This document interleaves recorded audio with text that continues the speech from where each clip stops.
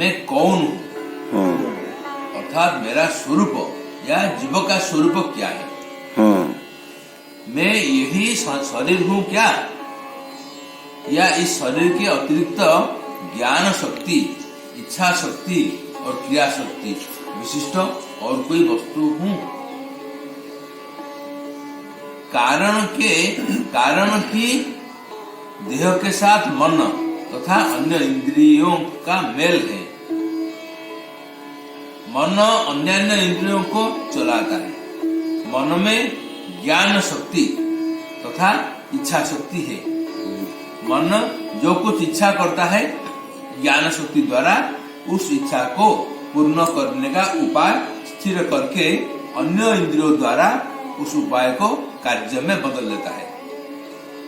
अतः मुझे संदेह होता है कि शुद्ध देह ही मैं हूँ या इंद्रियादि समन्वित मन ही मैं हूँ।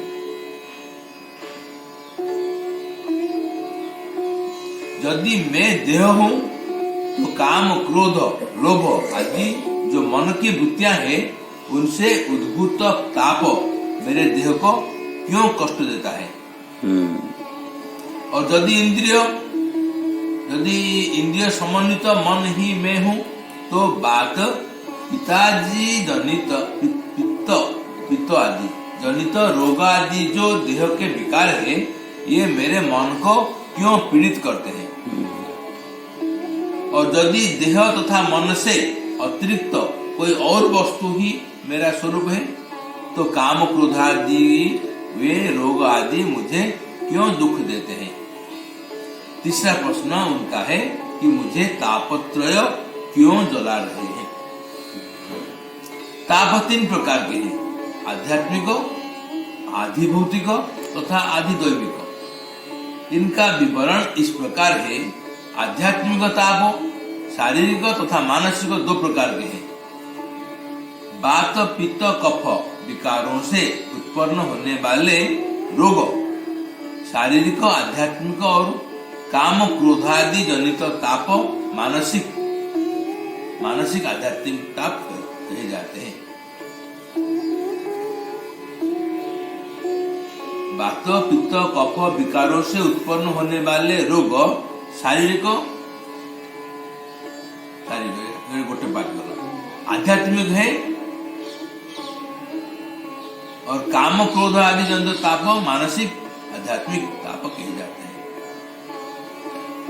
आदि भौतिक ताप है मनुष्य, पशु, पक्षी, भूत, पिशाच, सर्प आदि से होने वाले ताप। सर्दी, गर्मी, वर्षा, धूप, बिजली आदि से उत्पन्न होने वाले ताप आदि दैविक ताप कहे जाते हैं। ये तीनों ताप जीव को क्यों जला रहे हैं, कि सनातन का यह तीसरा प्रश्न है। उक्त प्रश्नों का उत्तर श्रीमद् महाप्रभु ने सूत्र रूप में इस प्रकार दिया। मैं कौन हूँ। इस प्रश्न के उत्तर में प्रभु ने कहा कि जीव का स्वरूप कृष्ण नित्यदास है। वो श्री कृष्ण की तटस्था शक्ति है एवं वो श्री कृष्ण का भेदाभेद प्रकाश है। जैसे सूर्य एवं उनका अंश किरण तथा अग्नि एवं उसका अंश ताप। मुझे तापत्रय क्यों पीड़ित करते हैं, इसका उत्तर नंबर 104-105 में यह दिया है कि यह जीव श्री कृष्ण को भूल कर अनादि काल से बहिर्मुख हो गया है। अतः माया इसे संसार दुख या तापत्रय देकर पीड़ित करती है। कभी इसे स्वर्ग में उठा देती है और कभी इस जीव को नरक में गिरा देती है। जैसे अपराधी पुरुष को राजा नदी में डुबाता है तो उसे कभी ऊपर उठाता है, कभी पानी में नीचे डुबाता है। कृष्ण बहिर्मुखता ही तापत्रय रूपी यंत्रणा का हेतु है। मेरा कल्याण कैसे हो, इसका उत्तर प्रभु ने नंबर 106 में दिया कि साधु माने महत्पुरुष एवं शास्त्रों की कृपा से यदि इस जीव की बहिर्मुखता दूर हो जाए और वह श्रीकृष्णोन्मुख हो जाए तो वह इस संसार ताप से बच सकता है और माया उसे छोड़ सकता है।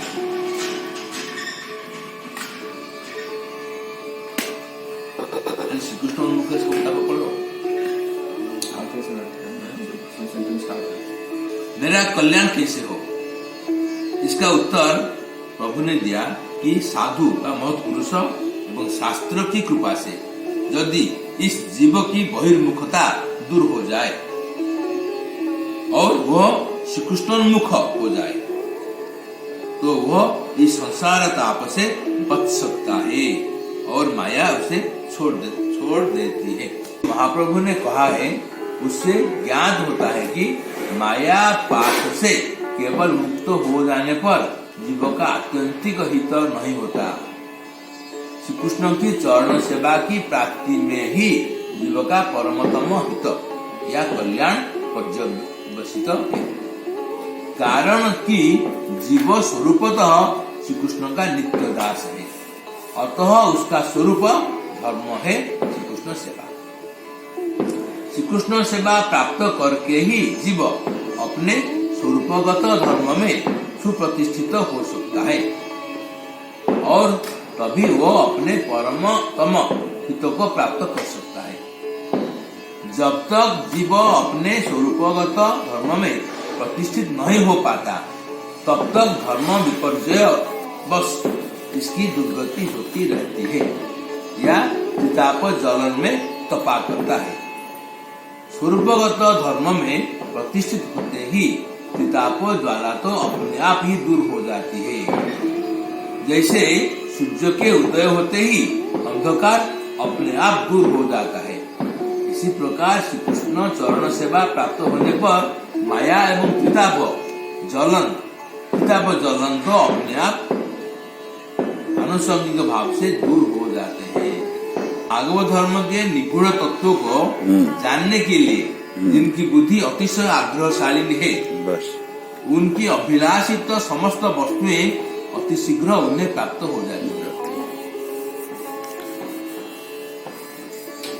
योग्य पात्र हो तुमी भक्ति प्रवर्ताइते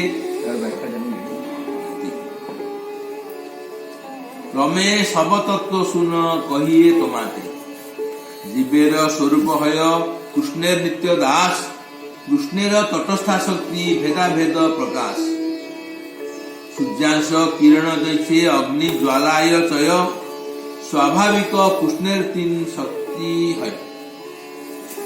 श्री महाप्रभु ने कहा सनातन तुम भक्ति धर्म के प्रचार के लिए योग्य पात्र हो। मैं तुम्हारे आगे क्रम से सब तत्व कहता हूँ, तुम उन्हें सुनो। जीव का स्वरूप कृष्ण नित्य दास है। जीव श्री कृष्ण की तटस्था शक्ति है और उनका भेदाभेद प्रकाश है। जैसे सूर्य और सूर्य का अंश किरण और अग्नि तथा उसका ताप श्री कृष्ण की स्वाभाविक तीन शक्तियां हैं। ऊपर के प्यार में मैं कौन हूँ या जीव का क्या स्वरूप है, इसका उत्तर दिया गया है। श्री महाप्रभु ने कहा यह देह जीव नहीं है, मृत्यु हो जाने पर यह देह तो यहाँ पड़ा रहता है, उसे कोई भी जीव नहीं कहता। जीव अनेक देहों का आश्रय करने वाला है, कभी पशु देह, कभी पक्षी देह, कभी वृक्ष देह इत्यादि अनेक योनियों में जाकर अपने कर्म फल अनुसार अनेक देह धारण करता है। अतः जीव देहातिरिक्त कोई और वस्तु है। मृत्यु के पश्चात मन इंद्रिय रूप सूक्ष्म देह को भी जीव प्राप्त करता है। मृत्यु के पश्चात मन इंद्रिय रूप सूक्ष्म देह को भी जीव प्राप्त करता है, जिसको देखा नहीं जा सकता। सूक्ष्म देह से जीव स्वर्ग नरक आदि में जाकर कर्म फलों को भोगता है। महाप्रलय में जब प्राकृत ब्रह्मांड ध्वंस हो जाता है तब स्थूल एवं सूक्ष्म ये दोनों देह नाश हो जाते हैं, किंतु जीव का ध्वंस नहीं होता। जीव अपने कर्म फल को अवलंबन कर कारण समुद्र में अवस्थान करता है, ऐसा शास्त्र का कथन है। अतः ज्ञात होता है कि स्थूल एवं सूक्ष्म देह जो दोनों प्राकृत देह है उनके नाश हो जाने पर भी जीव वर्तमान रहता है। अतः जीव उन दोनों से एक पृथक वस्तु है, अर्थात देह भी जीव नहीं है, मन इंद्रिय आदि भी जीव नहीं है। बाबा देहलु आम टंका सबर है सम्मान सबर है अब गोटे दस भर बाबाजी अहंकारी सबटा सवार है तेना खोला है जाओ संपूर्ण खोला है जाओ गोटे मुद्रा पाखे रहा दरकार रहा कि ना संपूर्ण विदाय कर ना कपड़ा फाड़ कर कंपनी कर हाँ पुराना पुराना कपड़ा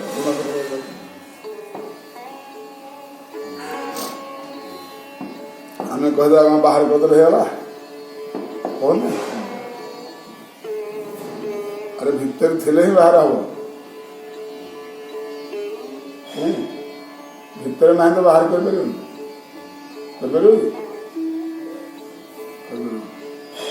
भितर जो थी बाहर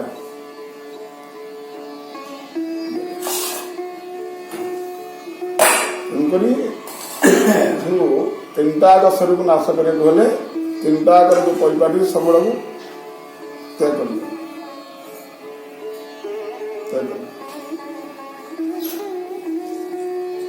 जो स्तर जो स्थिति जो पाठ पढ़ा हो छात्र मान्य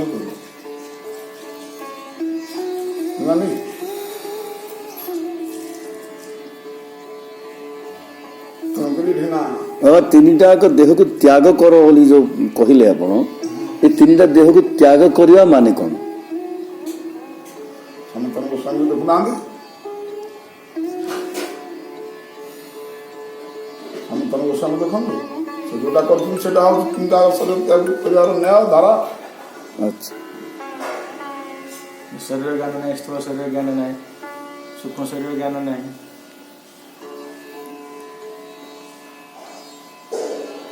तीन टाक शरीर को जो धारा आसुँच से धारा कथा पचार प्रभु मुखे हो समस्त पाक जाऊ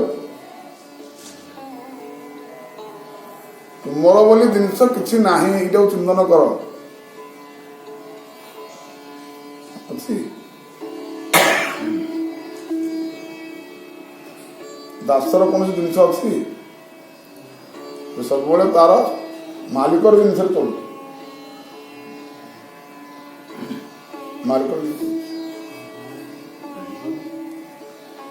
तेणु आम ये कह मालिकर जिनस चलुचे आम तो सब प्रभुकर आम प्रभु जिन चलुचे एमती जो कथबार्ता से जिन प्राप्त है मालिकर माने मालिकर करने पड़ो तुमको जमी संतोष लगे सेमती करने पड़ो कि सन्तोष लगे वास्तव मालिकर बोले कि सन्तोष लगे से नुआ कपड़ा देला बेले भी से कल ना नुआ कपड़ा दास को शोभा पाइब दास को पुराना कपड़ा थी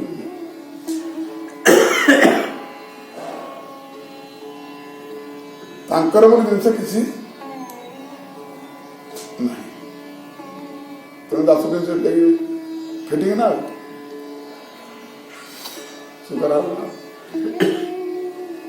एमती खाली सब शहे शह आमको सब खाली मुखे कहले हम कि ना मुखे किए गोटे कह तो चाकरी देवी हाँ सरकार तो चाकरी करदे हाथ चाकरी है कल जॉइन कर जॉइन कर जॉइन कर केते सरकार स्टाफ केते ऑफिसर साइनी तार ये सब कथा तार प्रमाण पत्र पाइले से एग्जाम करा बोली होला ना हो ना केमती अपन चाकरी कर सकेंगे कि कहले दे पैसा ले दे ଅଫିସ ଅର୍ଡର ଆସିବ ସେମିତି ମୁଁ ପ୍ରଭୁଙ୍କର ଯୋଉ ହେଲି ତୋର ଯାବତୀୟ ଜିନିଷ ଦ୍ୱାରା ମୋର କହିଛି ତାଙ୍କ ନାଁରେ ରେଜିଷ୍ଟ କରିବ ନାଇଁ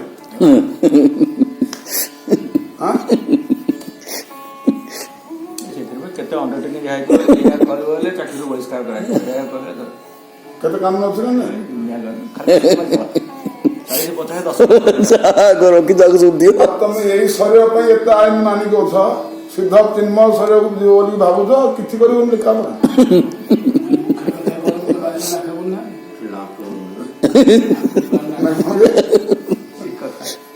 ଶରୀର ପାଇଁ ଏତେ ଲେଖାପଢା ହଉଛି ଚାକିରି ଦେବେ ହଁ ଆପଣ ସିଦ୍ଧ ଶରୀର ବିଷୟରେ ପାଇବା ପାଇଁ ଚିନ୍ତା କରୁଛ ସେଥିପାଇଁ କିଛି ଲେଖାପଢା ହବନି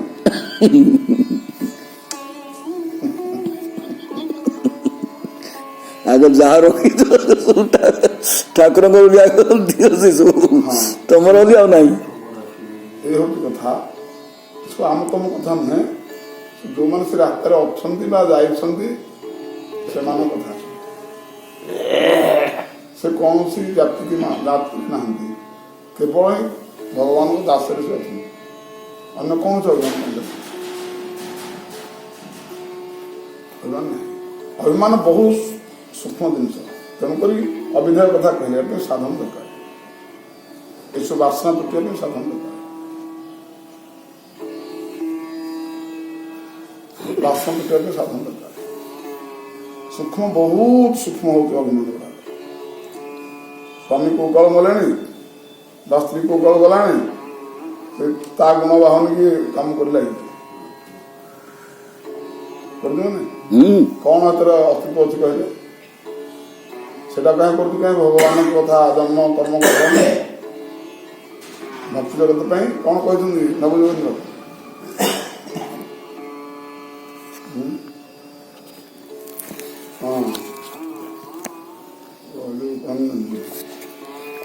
धर्मानि कर्माणि तजानि कानि गीतानि नामानि तदर्थ कानि ତାଙ୍କର ଜନ୍ମଲୀଳା ପ୍ରକଟ ଲୀଳା ଭକ୍ତ ଭଗବାନଙ୍କର ଚରିତ ଏସବୁ ପାଳନ ବ୍ରତ ଏସବୁ କରିବା ପାଇଁ କୁହାଯାଏ ନା ଜୀବନ ସେଥିରେ ଗୁରୁତ୍ୱ ଦଉଛି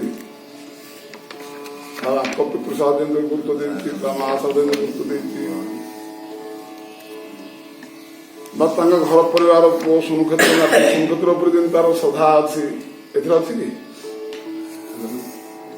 ଏଇଟା ହଉଛି ଗାଁ ଗହଳି ନ୍ୟାୟ ବୋଲି କହିଲେ ମୁଁ ନିତ୍ୟ ସଂଘ ନିତ୍ୟ ଜାତି ନିତ୍ୟ ଲୋକଙ୍କ ଭିତରେ ପଢିକି ମୋ ଦଶା ଆଜି ଲୋକାଚାର ମୁଁ ପଣ୍ଡିତ କିନ୍ତୁ ଏ ଭିତରେ ମୁଁ କିଛି ଜାଣିନି ଆମେ ଜାତୀୟ ସ୍ୱର୍ଣ୍ଣ କ୍ଷେତ୍ର ହେଲେ ଆମେ 20 ଜଣଙ୍କୁ 50 ଜଣଙ୍କୁ ଡାକିକିରି ବୁଝାର କରି ଖର୍ଚ୍ଚ କରିବା କିନ୍ତୁ ଜନ୍ମାଷ୍ଟମୀ ହେଲେ ଖର୍ଚ୍ଚ କରିବା ସେଇଟା ଖର୍ଚ୍ଚ କରିବା ତ ବଡ କଥା ନୁହଁ ତାପରେ ଯୋଉ ତନ୍ମୟତା ସେଇଟା ବଡ କଥା ଜନ୍ମାଷ୍ଟମୀ ଆମେ କେତେ ତନ୍ମୟତା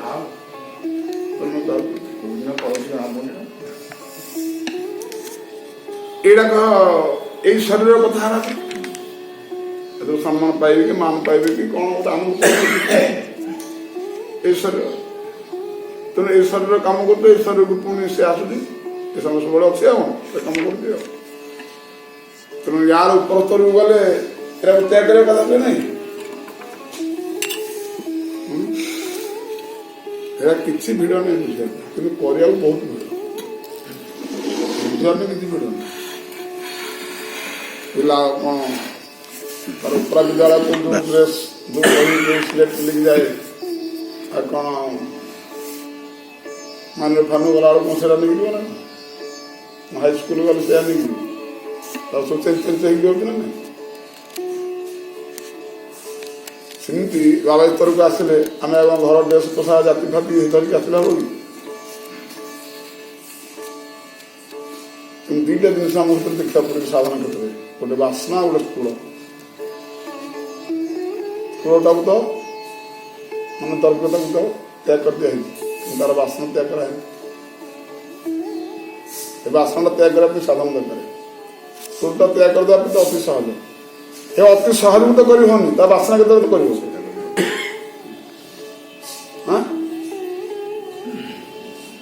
ତେଣୁ ସାଧନ ହେଇଥିବା ଦରକାର। ତେଣୁ ସେ ସାଧନରେ କ'ଣ କଲେ ଏଟା ସବୁ କରିହବ?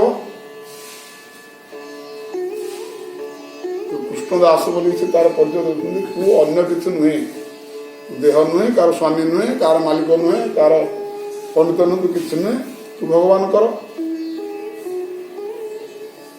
ଭଗବାନ କର ହେଲେ ଏଇ ଅଭିମାନ ଗୁଡ଼ା ତ୍ୟାଗ କରିବା କଥା କି ନାହିଁ? ତ୍ୟାଗ କଲେ ଯେ ମାନେ ଦ୍ରବ୍ୟ ଏବଂ ତାର ବାସନା ସବୁ ତ୍ୟାଗ କରିବାକୁ ପଡ଼ିବ। ତେଣୁ ସାଧନ ଦରକାର କି ନାହିଁ? କିନ୍ତୁ ସମୟ ଦରକାର ନାହିଁ? ସେଥିରେ ଗୁରୁ ଶାସନ ଦରକାର କି ନାହିଁ? ନାଇଁ ତ କଥାବାର୍ତ୍ତା ହେଲେ ହେଇଗଲା। କଥାବାର୍ତ୍ତା ଜଣେଇଦେଲେ ଯେ କ'ଣ ଭୁଲଟା କ'ଣ, ଏଇଟା ଭୁଲ ଠିକ ସେ ଜଣେଇଦେଲା ଏ ଚର୍ଚ୍ଚାରେ ନ୍ୟାୟରେ। ଆମେ ଗୋଟେ ଗାଁ ଗହଳିରେ କ'ଣ ବା ପଞ୍ଚାୟତ ଗୋଟେ କରୁଛନ୍ତି, ନ୍ୟାୟ କରୁଛନ୍ତି, ଜଣ ମୁଲା ମନ୍ତ୍ରୀ ଅଛନ୍ତି, ନ୍ୟାୟଟା ବିଚାର ସେମାନେ କରିଦେବେ। କିନ୍ତୁ କେତେ ସେ ରାଜି ହେଲେ ଖାଲି କଥା ରାଜି ହେଇଯିବ କି? ଚୁକ୍ତି ଲେଖା ହେଇଛି ସାଇନ୍ କରିବ ନା ଦିପଟି ଆଗ ଆଉ ହଁ ଏଇ ଯେଉଁ ନ୍ୟାୟ ହେଲା, ଆମ ପସନ୍ଦ ହେଲା, ଆମେ ଏତେ ସମ୍ମତ, ସେଥିରେ ଆମେ ରାଜି ବା ଆମେ ଦୋଷୀ, ତେଣୁ ଯାହା ନ୍ୟାୟ ଦେବେ ଦଣ୍ଡ ଦେବେ ଆମ ପାଇଁ, ଆଉ ଏ କାମ ଆମେ କରିବୁ ନାହିଁ, ମୋତେ କିଛି ସାଇନ୍ କରିବେନି, କରୁଛନ୍ତି ନା? ତେବେ ନ୍ୟାୟ ତୁଟିଲା। ସେମିତି ଆମେ ଯଦି ନ୍ୟାୟ ଅନ୍ୟାୟ କ'ଣ ଭିତରୁ ଜାଣିଲେ, ବନ୍ଧନ କ'ଣ, ମୁକ୍ତ କ'ଣ, ବାପ ଜିନିଷ କ'ଣ,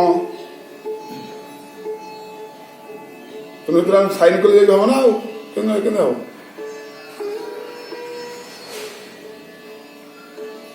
ଧର ଆମେ ବାହାଜ ହେଲେ କି କଲା, ଆମେ କହିଦେଉଛୁ ଚିରା କପଡ଼ା ପିନ୍ଧା ପିନ୍ଧି କରିକି ତିଳମୂଳ ଦେଖିକି ଲଗେଇଦେଲେ ହବନି କି?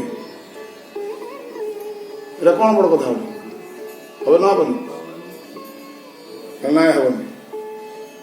5 ଜଣ ବୈଷ୍ଣବ ଆସିବେ, ଗୁରୁ ତାଙ୍କୁ ଅନୁମୋଦନ ଦେବେ, ସାମ୍ନାରେ କଥା ହବ, ତେବେ ଯାଇକି ତା ମନ ସନ୍ତୋଷ ହେଲା ଯେ ହଁ ମୁଁ ବାହାଜ ହେଲି। କେମିତି ଭାଇ ବାପୁରେ ତୁ ନିଜେ ଚିରାଚିରି କରି କରିଦେଲେ ହବ ନା ହବନି? ହବନି। ସେମିତି ସାଧନଟା ହଉ ସେୟା, ସାଧନ ବାବୁ ଏଇଆ ହଉ ସାଧନ ପ୍ରଣାଳୀ। ଯଦି ମାନୁଛୁ ଯେ ମୋର ବୋଲି କିଛି ନାହିଁ, ତାହେଲେ ସାଇନ୍ ଭଗବାନ ବୋଲି କହ। ଭଗବାନ ନାଁରେ ତମେ ରେଜିଷ୍ଟ୍ରି କରିବାର କିଛି ଆବଶ୍ୟକତା ନାହିଁ, ଭଗବାନ କରାଇକି ଅଛି। ତୁମେ ସେଥିରୁ ବାହାରିଲ ବୋଲିକି ତାଙ୍କ ନାଁରେ ଲେଖିବା ଦରକାର ନାହିଁ। ମୁଁ ସେଥିରେ ନୁହେଁ।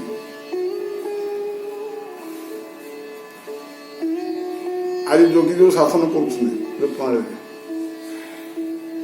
ଅମାନିଆ ଗୁଡ଼ାକ ମାନୁନାହାନ୍ତି, ତାଙ୍କ ପାଇଁ କେସ୍ ରସ କିଛି ନାହିଁ, ତାକୁ କାଳେ ଶୂନ୍ୟ କରିଦିଅ ହେଲା କାମ କରିବା କି ତାଙ୍କ ପାଇଁ ସାଧନ ଶୂନ୍ୟ କରିଦେବ, କୌଣସି ବାହାନାରେ ତାଙ୍କୁ ଖତମ କରିଦେବ। ବାସ୍ ଆଇନ କାମ କ'ଣ କରିବ? ତେଣୁ ସେମିତି ଆଇନ କାମ ଲଗେଇବ ବୋଲେ ସେ ଲାଗିଥିବ, ସେ ମୁଖ୍ୟମନ୍ତ୍ରୀ କେତେଟା ମୁଖ୍ୟମନ୍ତ୍ରୀ ପଳେଇବନି, ସେ ତାର 43,000। ସେମିତି ଆମେ କହିବା ଧୀରେ ଧୀରେ କରିବା, ଆଉ ଧୀରେ ଧୀରେ ଫିରେ କିଛି ନାହିଁ, କ'ଣ ଧୀରେ ଧୀରେ କରିବ? ଧୀରେ ଧୀରେ କ'ଣ କରିବ? ତମର ଧୀରେ ଧୀରେ କରିବ, ଯାହା ଯେମିତି ଆଉ ଦେଇଦେଲେ ତ କାମ ସରିଲା। ଅଶାନ୍ତି ଗୁଡ଼ା ଏଇଠି ସବୁ ସୃଷ୍ଟି ହଉଛି, ତେଣୁ ଆମର ସାଧନ ଟିକେ ହଉନି। ତେଣୁ ଏଇଟା ସବୁ ତ୍ୟାଗ ଜିନିଷ କଥା, ଅଭିମାନ ଶୂନ୍ୟ କଥା, ସବୁ ତ୍ୟାଗ ଜିନିଷ କଥା। ଏଇ ଉପରେ ଯଦି ଗତି କରିବ ତାହେଲେ କୃଷ୍ଣ ଦାସ ବୋଲିକି ପ୍ରମାଣିତ ହବ, ଏବଂ ଦାସର କ'ଣ ଯେ ମର୍ଯ୍ୟାଦା ଭଗବାନ ଦେଖେଇବେ।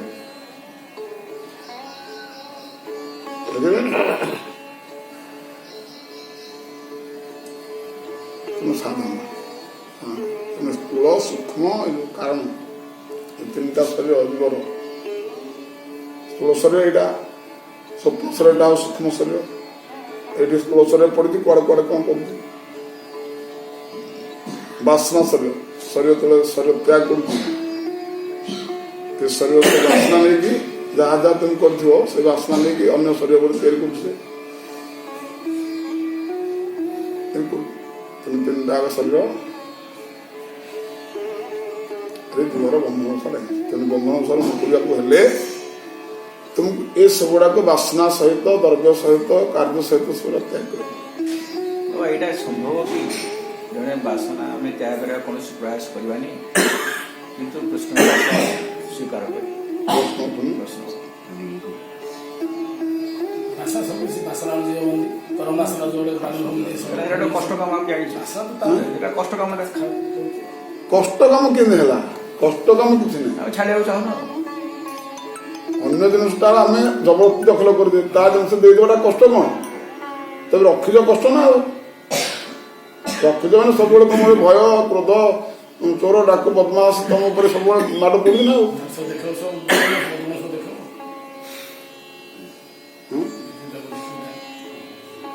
ଯେମିତିକି ଆମେ ସେଇ ଯୋଉ ମାଂସ ଟିକୁଡ଼ କଥା ପକ୍ଷୀ ଏଇ ଆମେ ସେ କଥା କହୁଥାଏ ମାଂସ ଖଣ୍ଡେ ଗୋଟେ ପାଇଗଲା ଚାଲିଲା ଗୋଟେ ଏକାନ୍ତରେ ବସି ଖାଇବ ବୋଲି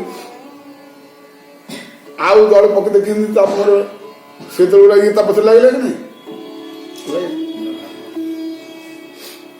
ସେ ଆଉ କୋଉଠି ତାକୁ ବସେଇ ଦେଲେନି କି ତା ପିଛା ଇଏ ଛାଡ଼ିଲେନି ଶେଷରେ କଣ କଲା ସେ ଅଟୋମେଟିକ ତା ଥଣ୍ଟରୁ ଖସିଗଲା ଖସିଗଲା ପରେ ଆଉ ପକ୍ଷୀମାନେ ଆଉ ଗଲେ ତା ପଛରେ ଏ ସବୁ ଜାଗା ଏଠି ଯାଇ ମାଡ଼ ଗୋଳ ହେଲେ ସିଏ ଆରାମରେ ଯାଇକି ଯୋଉ ଆଉ ବୋଲେ ପ୍ରାଣ ରକ୍ଷା ହେଲା ଏଇଟା ଆଗରୁ ଛାଡ଼ିଥିଲେ ମୁଁ ଜାଣିଥିଲି ତା କୋଉ କାଳ ଛାଡ଼ିଦେଲେ ଏସବୁ ଦୃଷ୍ଟାନ୍ତ ଦିଆ ହେଇଛି ଦୃଷ୍ଟାନ୍ତକୁ ଆମକୁ ପ୍ରାକ୍ଟିକାଲ କରିବାକୁ ପଡିବ ଗୋଟେ ଖେଳ ବୁଝିବାକୁ ପଡିବ ନା ଭଗବାନ ଗୋଟେ ଖେଳ ଗୋଟେ ଖେଳଟାରେ ତମେ ତନ୍ମୟତା ହେଇକି ଅଛ କାହିଁ ଚାକିରି ଛାଡ଼ିଲ ତମେ କମି ଚାକିରି ଛାଡ଼ିଲ କାହିଁ ତମର ତ ଏଇଟା ଚାକିରିଟା ତମର ବୋଲି ମାନିଥିଲ ସରକାରଙ୍କର ମୁଁ ଚାକିରି ବୋଲି ମାନିଥିଲ ନା ଆଉ ଏଠି ଭଗବାନଙ୍କର ମୁଁ ଚାକିରି ବୋଲି କାହିଁ ମାନୁ ନାହିଁ କଣ ଅସୁବିଧା? ସେଠି ଯଦି ସରକାରଙ୍କର ଥିଲ ଏମିତି ଭଗବାନ ସରକାର ନୁହଁ କି ସରକାର ମହାସରକାର ସବୁ ସରକାର ସରକାର ଏଇଟା ଏଇଟା ଗୋଟେ ତ ନ୍ୟାୟ ସବୁଠି ଆଉ ଆମେ ଏଇଟା ମାନୁନେ ତେଣୁ ତ୍ରୟ ତାପରୁ ଆମକୁ ଉଦ୍ଧାର ହେଇପାରୁନି ତେଣୁ ଏଇଟା ମହାପୁରୁଷ ମାନେ ଦେଖୁଛୁ ଆମେ ଭଗବାନଙ୍କର ଚାକିରିଆ ଭାଗବତଙ୍କର ଚାକିରିଆ ଆମର ବୋଲି ଯଦି ସରକାରଙ୍କର ଆପଣ ଚାକିରି କରିକି ଆପଣ ଜୀବନରେ କୌଣସି ଅସୁବିଧା ଅନୁଭୂତି କଲେନି କଲେ କି ଖୁବ ଟଙ୍କା ମିଳିଲା ସମ୍ମାନ ମିଳିଲା ମଜାମସ କଲେ ତୀର୍ଥଯାତ୍ରା କଲେ ସବୁ କଲେ ସରକାରଙ୍କ ଚାକିରି କଲେ କିନ୍ତୁ ଏମିତି କୋଟି କୋଟି ସରକାର ଯେ ତିଆରି କରୁଛନ୍ତି ତାର ଚାକିରି ହେବା ପାଇଁ ଆମକୁ ପ୍ରାଣ ଭୟ ଲାଗୁଛି ନାଇଁ ଆମର ଏତେ ସୁବିଧା ବି ଦେଲି କି ଅସମ୍ଭବ କଥା ଭଗବାନଙ୍କ ଚାକର ହେଲେ ତମକୁ ସୁବିଧା ନାହିଁ ସରକାରଙ୍କ ଚାକର ହେଲେ ସୁବିଧା କୋଉ ପାଇଲ ହଁ କିନ୍ତୁ ଭଗବାନଙ୍କ ଚାକର ହେଲେ ଏଥିରେ କିଛି ସୁବିଧା ନାହିଁ ସୁବିଧା ନାହିଁ ଏଥିରେ ନା ସୁବିଧା ନାହିଁ ସବୁ ଯାହା ସୁବିଧା ନାହିଁ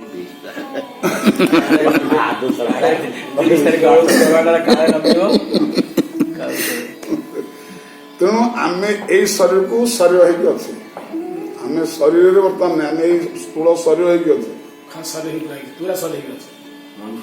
ତେଣୁ ଏ ଶରୀର ଧର୍ମ ସବୁବେଳେ ମାଡ଼ ଖାଇବାକୁ ପଡିବ ସବୁବେଳେ ଗାଳି ଶୁଣିବାକୁ ପଡିବ ଗଧ ଖୁସିରେ ଭଳିଆ ସବୁ ଖଟିବାକୁ ପଡିବ ଏ ଶରୀର ଧର୍ମ ଯୋଉ ଘରେ ରହିବ ଯୋଉ ଗାଁ ରହିବ ଯାହା ସେଠି ଯାହା ନ୍ୟାୟ ପରିବାରଟି ଯାହା ତମ ଏହା ତମକୁ ବୁଝିବାକୁ ପଡିବ ଆଉ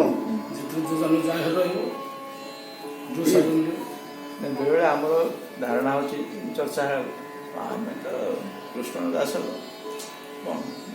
ମାଳା ଟିକେ କରୁଛୁ ଠାକୁର ସେବା କରୁଛୁ ସତ୍ସଙ୍ଗ ଶୁଣୁଛୁ କଣ କମିତି କଣ ଅଛି ସେତିକିରେ ସେଇଟା ରେକର୍ଡ କି ସେଟା ରେକର୍ଡ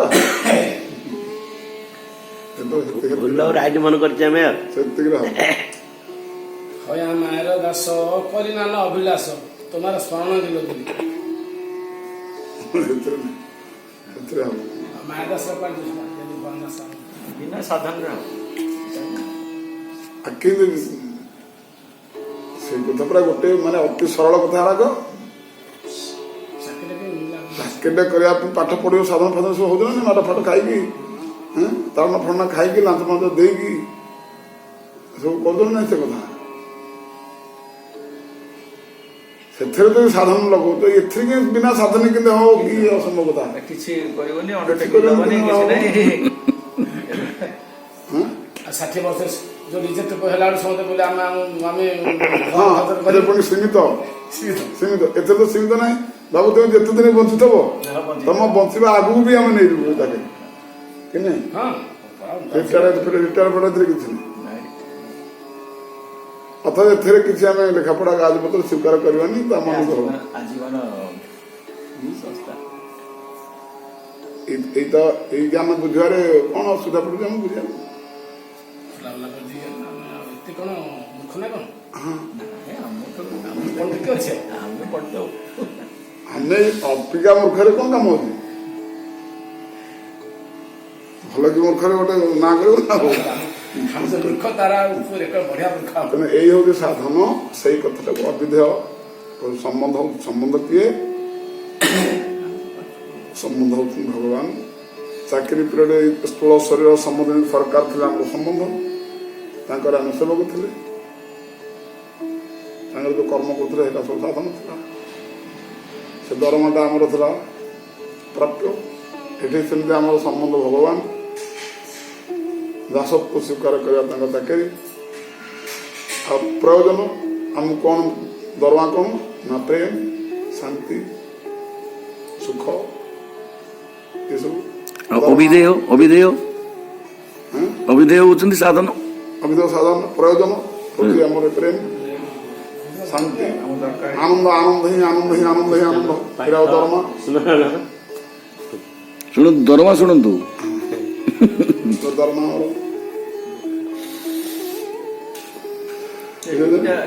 ସରଳ ଉଦାହରଣ ଯେ ଆମେ ଚାକିରିଟେ କଲେ 25-30ଟା 40ଟା ଅଣ୍ଡରଟେକିଂ ସାଇନ୍ କରୁଛେ କେହି ପଢୁନି ଗୋଟେ ପୃଷ୍ଠା ମାନେ 10 ଯେତେବେଳେ 4 ବର୍ଷ 5 ବର୍ଷ ପରେ ଆଚ୍ଛା ଆଚ୍ଛା 2 ଦିନ ଆବସେଣ୍ଟ ଥିବ ତ ଦରମା ପଡ଼ିଲା କାହିଁକି ଦରମା କାଟିବ ଆଜ୍ଞା ସାଇନ୍ କରିଛ ସେମିତି ଏଥିରେ ଦାସତ୍ୱରେ ବି ସେମିତି କେତେ ଗୋଟେ ବଣ୍ଡ ସାଇନ୍ କରିବାକୁ ପଡ଼ିବ ହଁ ଏଇ ସାଧନ ଗୁଡ଼ାକ ବଣ୍ଡ ସାଇନ୍ ଦାସ କିନ୍ତୁ ତ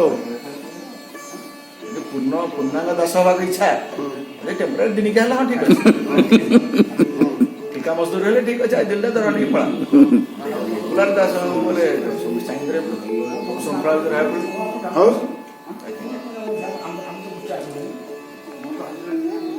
ସେ ହଉଛି କଥା ଏଥିରେ କୌଣସି ବୁଝିବାରେ ଅସୁବିଧା କିଛି ନାହିଁ ଆମର ବୁଝିବାର ଅସୁବିଧା ଏଇଟା ହବ ଯେ ଆମେ ଯେତେବେଳେ କହୁଛେ କୃଷ୍ଣଙ୍କ ଦାସ ବୋଲି ଭାରି ସରଳ ଭାବେ ଭାବୁଛେ ଅସୁବିଧା କଣ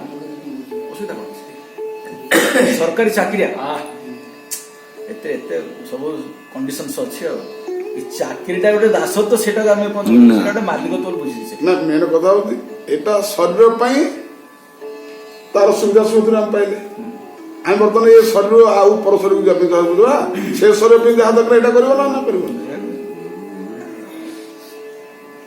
ଯେହେତୁ ଆମ ମୁଣ୍ଡ ଉପରେ ମୃତ୍ୟୁ ସବାର ହେଇକି ଅଛି ଏଥିପାଇଁ ଏସବୁ ଆମେ ଜଞ୍ଜାଳ ଆଜି ଏ କଥା ଶୁଣିବା ପାଇଁ ପ୍ରସ୍ତୁତ ହଉଛି ଯେ ମଣିଷ ମୁଣ୍ଡେ ମୃତ୍ୟୁ ଅଛି ଆମେ ଏଇ ଶରୀର ଏତେ ତାତ୍ପର୍ଯ୍ୟ କଲା ବେଳେ ଯେହେତୁ ଶରୀର ଉପରେ ମୃତ୍ୟୁ ବସିଛି ମୁଣ୍ଡ ଉପରେ ସବୁବେଳେ ଠଣା ମାରୁଛି ତେଣୁ ଆମକୁ ଏ ଐଶ୍ୱର୍ଯ୍ୟ ଶାନ୍ତି ଶୃଙ୍ଖଳା ଯେତେ ଆମେ ପାଉଛେ କିଛି ଆମକୁ ସୁଖ ଲାଗୁନି କଣ ଲାଗିବ ସେଥିପାଇଁ ଦୃଷ୍ଟାନ୍ତ ଦେଇଛନ୍ତି ଗୋଟେ ଛେଳିକି ଏ ଯୋଉ ହଣ୍ଡିଆ ଛେଳି କଣ ବୋଦା ଯୋଉଟା କହନ୍ତି ତାକୁ ପୁଞ୍ଜି ଖାଇକି ନେଉଛନ୍ତି ବଳି ଦେଇ ବୋଲି ନେଉଛନ୍ତି ସେ ତାକୁ ତ କିଛି ସେ ଅଜ୍ଞାନୀ କଣ ଜାଣୁଛି ତୁ ସେଥିରେ ପୁଞ୍ଜି ଦିଆହେଇଛି ସେ ବେଲପତ୍ର କଣ କଣ ସେ ସବୁ ଅରୁଆ ଚାଉଳ ସବୁ ଦିଆହେଇଛି ଆଉ ସକାଳୁ କିଛି ଖାଇବାକୁ ଦେଇନଥିଲେ ପୁଞ୍ଜି ନ ଖାଇଲେ ତାକୁ ପକେଇବେନି ଏମିତି ବି ମାନିଛନ୍ତି ତାକୁ ସେ ପୁଞ୍ଜି ଖାଇଲାନି ସେ ତେଣୁକରି ସେ ଆଉ ବଳି ପାଇଁ ଯୋଗ୍ୟ ହବନି ଯଦି ଖାଇଦେଲା ବଳି ପାଇଁ ଯୋଗ୍ୟ ଏ ତ ଖାଇଦଉଛି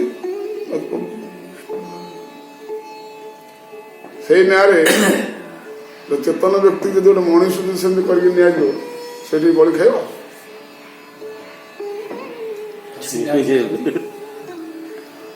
ବଳି ଖାଇବ ସେ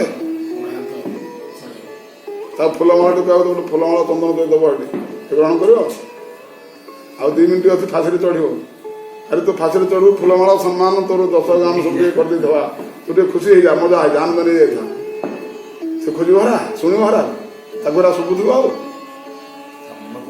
ସେମାନେ ବୁଢା ଚଳିବା ବସା ଗୋଟେ ଦେଖୁଥିଲି ମୋବାଇଲରେ ଗୋଟେ ଫାଶୀ କେମିତି ଆଇଲା କେମିତି ତିଆରି ହେଲା କେମିତି ଚଢ଼ାନ୍ତି କ'ଣ ହନ୍ତି ବିଷୟରେ ମତେ କହୁଥିଲା ସେ ଲୋକ ଏତେ ଅଚେତନ ହେଇଯାଉଥାଏ ସେ ଆଉ ଠିଆ ହେଇପାରୁନି ଚାଲିପାରୁନି ତାକୁ ଟେକିକି ଆଣିକି ଟେକିକି ତାକୁ ଫାଶୀରେ କରୁଛନ୍ତି ତାମାନେ ସେ ଆଉ ନାହିଁ ଫାଶୀକୁ ନେଲା ବେଳକୁ ସେ ଆଉ ନାହିଁ ଆଉ କେତେ ଭୟ ସଂକୁଳରେ ସେ ତେଣୁ ସେମିତି ଆମକୁ ଏଟା କିଛି ସୁଖର ଅନୁଭୂତି ହେଇପାରୁନାହିଁ କାହିଁକି ନା ମୃତ୍ୟୁ ମୁଣ୍ଡରେ ବସିଛି ବାର୍ଦ୍ଧକ୍ୟ ମୁଣ୍ଡରେ ବସିଛି ଜରା ବସିଛି ବିଭିନ୍ନ ରୋଗ ଏରା ତ ତାପ ସବୁ ଆଉ ବସି ତେଣୁ ଆମକୁ ଯେତେ ଚାକିରି ମିଳିଲେ ବି ଯେତେ ବଡ଼ ଚାକିରି ମିଳିଲେ ବି ଆମ ଭିତରେ ସୁଖ ଅନୁଭୂତି ଦେଖନ୍ତି ସେ ସୁଖ ବାସ୍ତବ ହଉଥାନ୍ତା ହେତୁ ଆମେ ଆସିକି ଶସ୍ୟରେ ବସିବା କ'ଣ ଆବଶ୍ୟକ କେମିତି ଚାକିରି କରୁଥିଲୁ ଟଙ୍କା ପାଇଲୁ ସବୁ ତା ଅଛି ଆଉ ଏଇଟା କ'ଣ ଦରକାର ସେ ସୁଖ ଦେଉନି ବୋଲି ତାପରେ ଆଉ କୋଉଠି ଅଛି କ'ଣ ବୋଲିକି ଆମେ ଖୋଜୁଛେ ନା କ'ଣ ଏଟା ବାସ୍ତବ ଚିନ୍ତନ କି ନାହିଁ ଆମେ କହିବା ଧର ଆମେ ସିନା ଆସିଛୁ ଆଉ ଯେଉଁମାନେ ଆସୁନାହାନ୍ତି ଶାଶୁ ତାହେଲେ ସେମାନେ ସୁଖରେ ଅଛନ୍ତି ବୋଲିକି ତାହେଲେ ପ୍ରମାଣିତ ହେଇଗଲା ତା ପଚାରୁନ তুমি ଯେଉଁ ଯାଉନ ଭାଇ ସତ୍ସଙ୍ଗକୁ ତମକୁ ବହୁତ ସୁଖ ଆନନ୍ଦରେ ଥିବ ଆଉ ସେ କ'ଣ କହିବ କରିଦେବି ବରଂ ଆମେ ଆସୁଛେ ବୋଲି ଟିକେ ନିସ୍ତାର ମିଳୁଛି ସେମାନଙ୍କୁ ବହୁତ ଦହ ଗଞ୍ଜିଆରେ ପଡ଼ିବାକୁ ପଡ଼ୁଛି ନା ଏ କଥା ତାଙ୍କୁ ଦେଖାଯାଉଛି ନା ସେଥିରୁ ଶାନ୍ତି ପାଇପାରୁଛି ସେଥିପାଇଁ ବାର୍ଦ୍ଧକ୍ୟ ଖୋଲା ହେଇନି ଖୋଲା ହେଇନି ଅତି ଟେନସନ୍ ହେଲେ ପ୍ରାଣ ଦାଅ ଅତି ଟେନସନ୍ ହେଲେ ବିଷ ଖାଇବା ପଡୁଛି ହଜାର ହଜାର ହଜାର ହଜାର କେସ୍ ଆୟୁ ଥାଇକି ମଧ୍ୟ ପ୍ରାଣ ଦେବାକୁ ପଡୁଛି ହଜାର ହଜାର କେସ୍ ତେଣୁ ଏଇ ହଉଛି ବାସ୍ତବତାକୁ ଆମକୁ ସ୍ୱୀକାର କରିବାକୁ ପଡ଼ିବ ତେଣୁ ଏଠି କହୁଛନ୍ତି ତୁମେ ଏ 3ଟା ଶରୀର ନୁହେଁ ବା ଯେଉଁ ଗତି ଯେଉଁ ପ୍ରବୃତ୍ତି ମାର୍ଗରେ ସବୁ ଦଉଛ ସେଇଟା ବାସ୍ତବ ତୁମର କର୍ମଧର୍ମ ନୁହେଁ ତାର ବାସ୍ତବତା ହେଉଛି ଏଇଆ ଶୁଣ ଏବଂ ତାର ସାକ୍ଷ୍ୟ ଲେଖ ପ୍ରମାଣ ନିଅ ଏବଂ ତାହା କର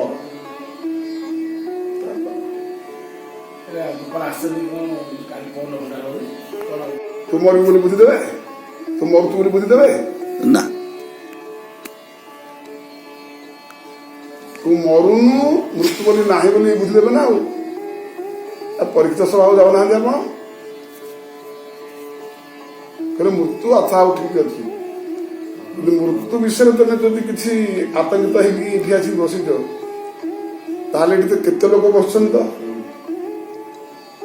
ସାଧୁ ସନ୍ତମାନେ ବସିଛନ୍ତି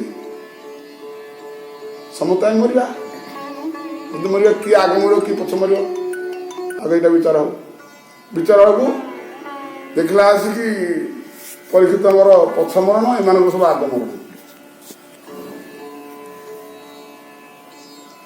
କ'ଣ ଆଗ ମରଣ ପଛ ମରଣ ପଚାରେ କାହା ପାଖରେ କେତେ ସମୟ ଅଛି ଏ କହିଲେ 7 ଦିନ ପରେ ମୋତେ ମୃତ୍ୟୁ ହବ ଆଉ ଋଷିମାନଙ୍କୁ ପଚାର ତମର କେତେ ଦିନ ପରେ ନା ଆଜ୍ଞା ଆମର ସେମିତି କିଛି ନିର୍ଦ୍ଦିଷ୍ଟ ନାହିଁ ଏବେ ମରି ଯାଇପାରିବୁ ଆମେ ଆମର ସେମିତି କିଛି ନିର୍ଦ୍ଦିଷ୍ଟ ନାହିଁ ଏକଥା ପ୍ରମାଣ ଦେଲେ କି ନାହିଁ ପରୀକ୍ଷିତର ଭୟ ଅଧ୍ୟୟରୁ ଗଲା କି ନାହିଁ ଆରେ ମୋ ପାଖରେ 7 ଦିନ କାଳ ଅଛି ଏମାନଙ୍କ ପାଖରେ କିଛି ନାହିଁ ଅଥଚ ଇଏ ବସୁନି ବଡ଼ ଖୁସିରେ ଆନନ୍ଦରେ ମୋର ଏତେ ଭୟ କରିବା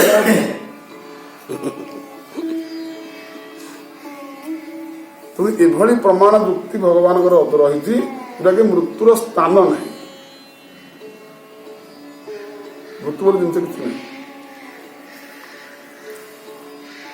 ନା କ'ଣ ଯଦି ହୁଏ ଆମ ପାଇଁ ନୂଆ କିଛି ନୁହଁ ଏଇ ଯୋଉ ଉଦାହରଣଟା ଆମେ ସଦାବେଳେ ଶୁଣୁଛେ କିନ୍ତୁ ଭିତରୁ ପଶୁନି ଉଦାହରଣ ନା ମୁଁ କ'ଣ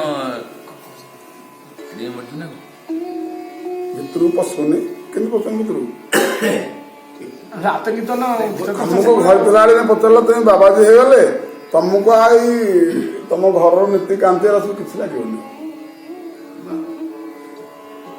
ତମ ଜାତିର ଆଉ କୌଣସି ନୀତି ଲାଗିବନି, ତମ ସୁତିକା ଅନୁସୁତିକା କିଛି ଲାଗିବନି, ତମେ କୌଣସି ତମକୁ ହେବନି। ତମର ଆମେ ତ ସେଥିରେ ଥିଲୁ, କେମିତି ଲାଗିବନି ଆମେ ସେଇ ମଣିଷକୁ ଲାଗିବନି। ଆପଣ ବିଶ୍ୱାସ କରିବେନି, ଆମେ ବାବାଜୀ ନହେବା ପୂର୍ବରୁ ବି ଲୋକ ଆମକୁ ମାନିଗଲେ ନାଇଁ ମ ସେ ପୁରାଣ ପଢିଲେ ଚଳିବ, ସେ ତ ବାହାରି ଆଉ ତାଠି କଣ ଛୁଆନ୍ତି କଣ ଲାଗିବ, ସେ ଘରେ ଖାଉଛୁ ଘରେ ରହି ସବୁ କଥା ହେଇଛୁ, କିନ୍ତୁ ଆମକୁ ପୁରାଣ ପଢିବାକୁ ଛାଡ଼ିଦେଲେ ଗାଁରେ। ସତିକା ହେଲେ କି ଯାଇପାରିବେନି, ଅଞ୍ଚଳରେ ଯାଇପାରିବେନି, ଛାଡ଼ିଦେଲେ। ଏବଂ ଆମେ ଏଇଟା ସ୍ୱୀକାର କଲୁ, କଣ ସତିକା କଣ ଅନୁତିକା କଣ, ସେ ତ ମଲା ସେ ତାର ଗଲା। ଲୋକ ବି ସେଟା ମାନିନେଲେ।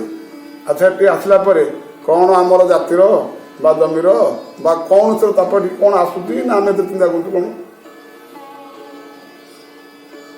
ଘର ବିଷୟରେ ଜାତି ବିଷୟରେ କିଛି ଆବଶ୍ୟକ ପଡୁନି। ଚାଖେଣ୍ଡ ଜାଗା ଲାଗି କୁଆଡେ କଣ ଠେଙ୍ଗା ବାହାର କରିନ ଗଲା। ଆଜି କେମିତି 5-10 ଏକର ଜମି ଛାଡ଼ି ଦେଇକି ପଳେଇଥିଲା, କେମିତି କଣ ଜ୍ଞାନ ପାଇଲା ଯେ କିଛି ଗୋଟେ ତ ସେ ଗୋଟେ ବିଶ୍ୱାସ ପାଇବାକୁ ଛାଡ଼ିଦେଲା। ଯେ ଚାଖେଣ୍ଡ ଜମି ପାଇଁ ଆଜି ଖଣ୍ଡା ଧରି ବୁଲୁଥିଲା, ସେ କିଛି ଛାଡ଼ି ପଡ଼ିଲା କେମିତି ହେଲା?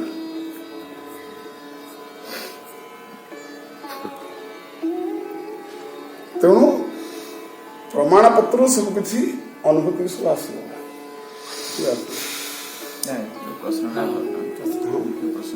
ଆମକୁ କାହିଁ ଭୟ ଲାଗୁନି, ଏହା ତ ତାମାନେ ଆମର ମୃତ୍ୟୁ ହବ ବୋଲି ଆମେ ସିଓର ନୁହଁ।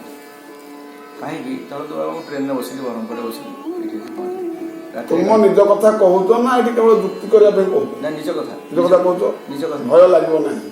ଆମେ ଭୟରେ ସାଧନ କ୍ଷେତ୍ରରେ ସବୁ ଅଛି, ଆମେ ଧୀରେ ଧୀରେ ଗତି କରୁଛେ। ଯେତିକି ଦୂର ଆମେ ଗତି କରୁଛୁ ସେତିକି ଦୂର ଭୟ ଚାଲୁଛି। ଆପଣ ଏଠି ବର୍ଷେ ହେଲା ପଢୁଛନ୍ତି, ଯଦି ଘରେ ଥାନ୍ତେ ଘର କାମ କରୁଥାନ୍ତେ କରୁନଥାନ୍ତେ? ଏଠି କି କରୁଛି କାମଟା? ଆପଣ ତ ଏଠି ଅଛନ୍ତି, ଏ କାମଟା କି କରୁଛି?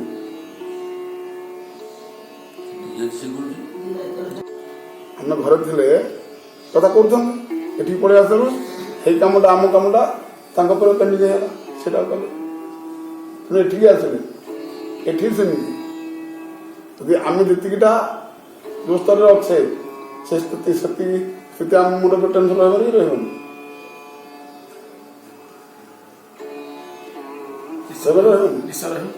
ଆମେ ଯେତିକି ଛାଡ଼ିଛେ ସେତିକି ଶାନ୍ତି ପାଇବେ, ଯେତିକି ଅଛି ଦୁଃଖ ପାଇବେ ନା ପାଇବେନି? ମାଙ୍କଡ଼ ବୁଦ୍ଧି କି ନାଇଁ ଏଇଟା ଧରିକି ସେ ମରଡକୁ ବରଂ ବଳିଦାନ ଦଉଛି, ତା ଜୀବନକୁ ମୁକ୍ତ କରିପାରୁନି, ସେ ଚାଉଳକୁ ବଳିଦାନ ଦେଇପାରୁନି। କାହିଁକି ସେ ବୁଝିପାରୁନି? ସେ ବୁଝନ୍ତା ଯେ ଚାଉଳଟା ଲାଗି ମୁଁ ଏଥିରୁ ଯାଇପାରୁନି, ସେ ଛାଡ଼ି ଦେଇ ପହନ୍ତା। ତା ଯୋଉ ମସ୍ତିଷ୍କରେ ପଶିଛି ଯେ ନା ଭିତରେ ସେ ଗୋଟେ ଧରି ମୋ ହାତକୁ ଧରିଲା, ବର୍ତ୍ତମାନ ବାହାରୁନି ନା, ସବୁଧାରେ ଯାଇଥିଲା ଆସିପାରୁନି କାହିଁକି?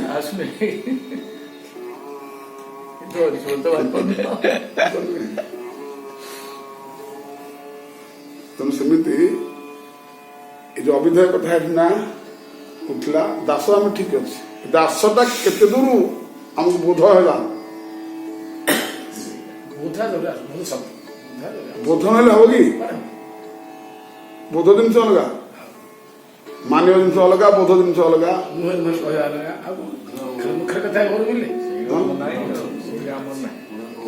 ଏଗୁଡିକ ସବୁ ଆଚାର୍ଯ୍ୟ ପାଖରେ ଗୁରୁ ଶରଣାଗତ ଭାବରେ ଏସବୁ ଶିକ୍ଷା ଦିଆଯାଏ। ନିଜସ୍ୱ କିଛି ରହିବନି।